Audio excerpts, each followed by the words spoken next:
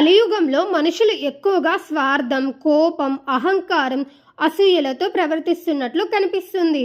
కారణం ధర్మం కంటే లాభం ముఖ్యం అనుకునే మనస్తత్వం పెరగడం. శాస్త్రాల ప్రకారం కలియుగంలో ధర్మం ఒక్క కాలం మీదే నిలుస్తుంది. అందుకే అబద్ధం సులభం, నిజం కష్టమైంది.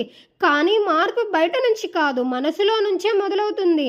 ప్రతి మనిషి తనలో తాను మారితేనే యుగం మారుతుంది. ఆ మార్పుకు శక్తి ఇచ్చేది శ్రీకృష్ణుని మీద నిజమైన భక్తి. కృష్ణ భక్తి అంటే కేవలం పూజ కాదు, గీతలో చెప్పినట్లుగా కర్తవ్యాన్ని నిజాయితీగా చేయడం, కోపాన్ని నియంత్రించడం, ఇతరులను అర్థం చేసుకోవడం.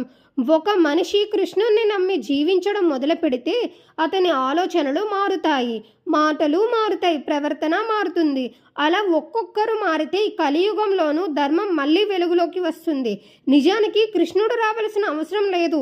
ఆయన బోధన మనం జీవితంలోకి తీసుకువస్తే అదే నిజమైన మార్పు.